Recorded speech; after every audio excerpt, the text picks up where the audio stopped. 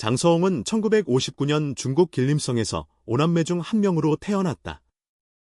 장서홍의 아버지는 뛰어난 설계사였으며 어머니는 중학교 교사였다. 비록 자녀가 많은 가정이었지만 어느 누구도 부족함을 느끼지 않을 만큼 가정 환경은 안정적이었다.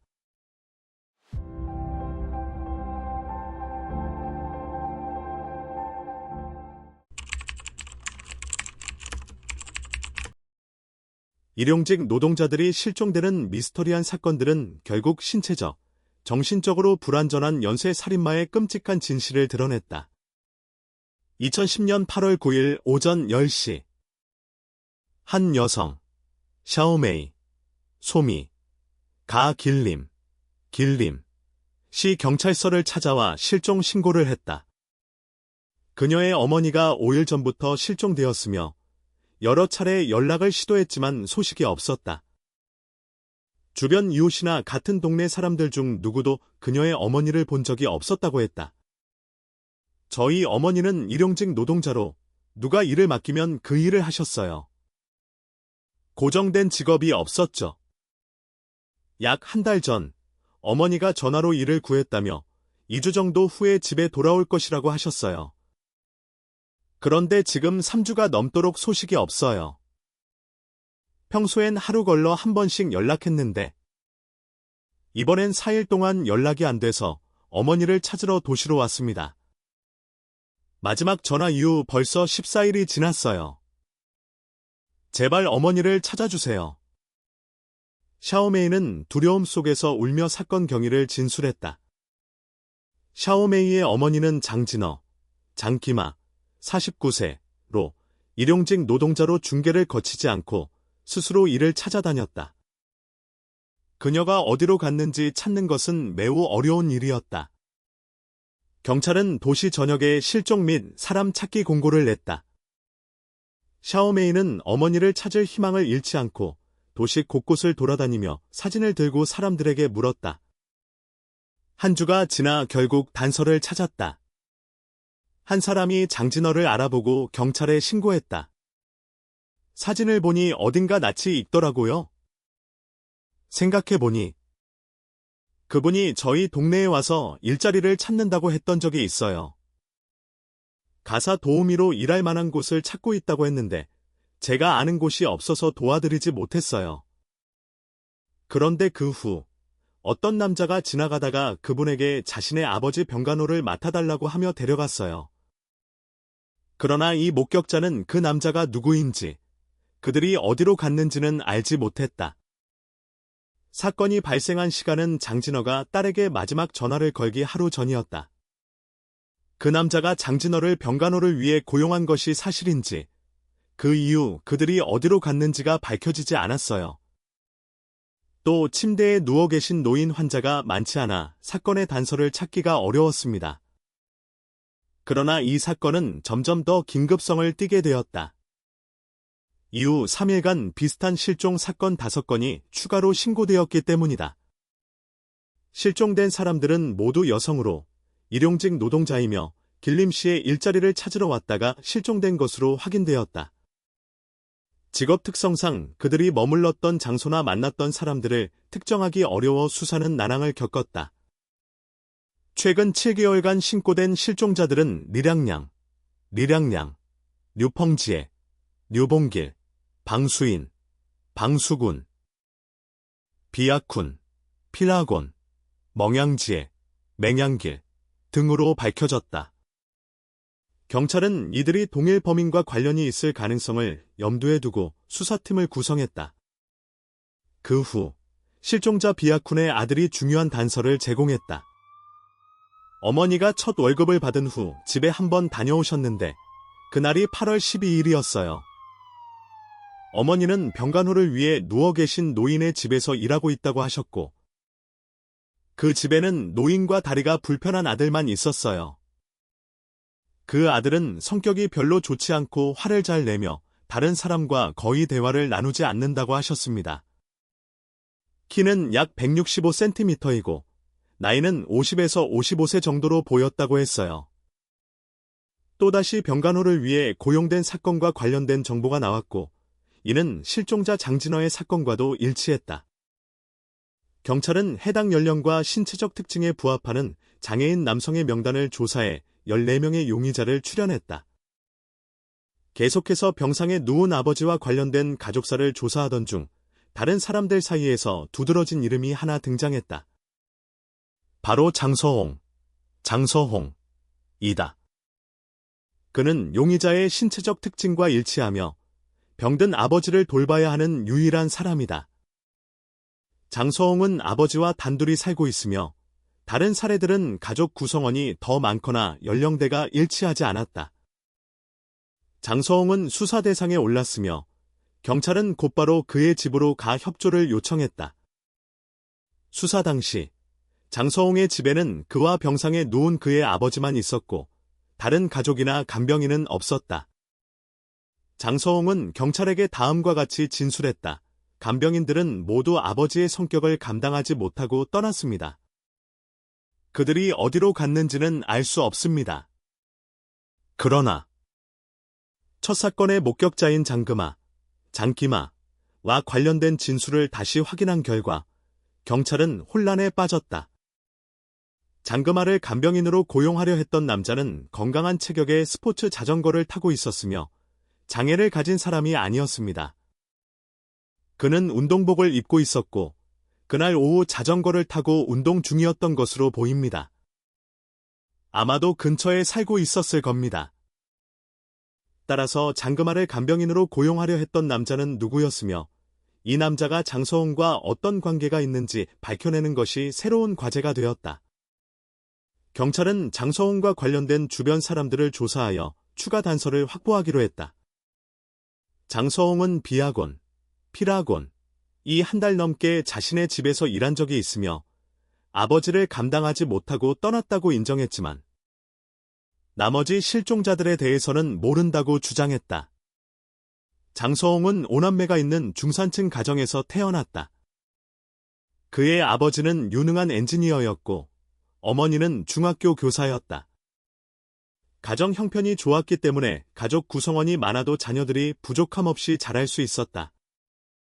가정 문제. 아니 정확히 말하자면 장서홍과 나머지 가족들과의 문제는 그가 어릴 때 소아마비에 걸리면서 시작되었다.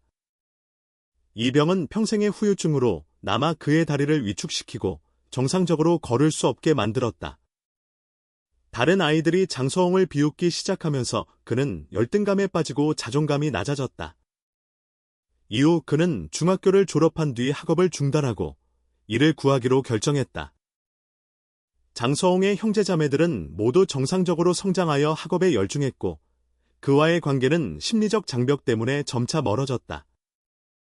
형제자매들이 성장해 독립적으로 직업을 갖고 가정을 꾸리기 위해 집을 떠난 뒤 장서홍은 홀로 남아 병든 아버지를 돌보게 되었다.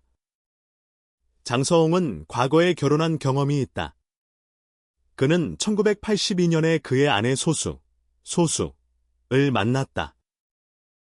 소숙 또한 소아마비를 앓고 있었고 두 사람은 자신들의 상황에서 공통점을 발견하며 사랑에 빠졌고 그의 결혼에 이르렀다.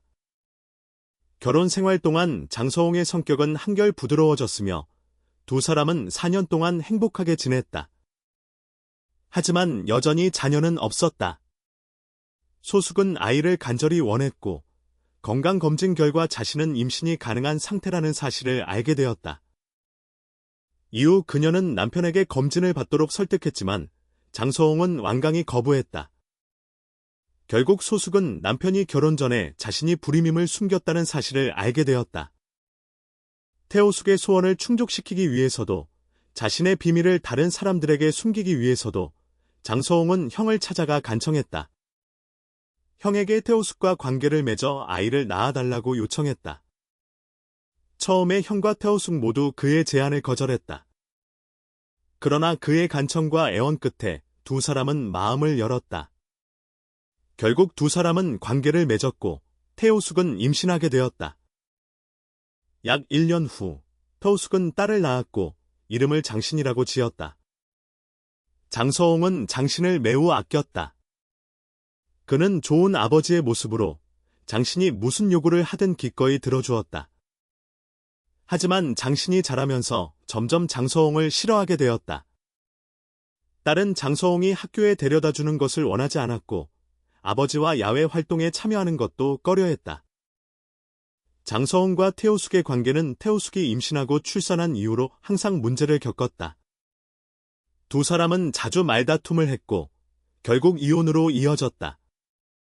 태호숙은 장서홍이 실종된 사람들을 찾기 위해 경찰로부터 조사를 받았다는 소식을 들은 후 스스로 경찰서를 찾아갔다.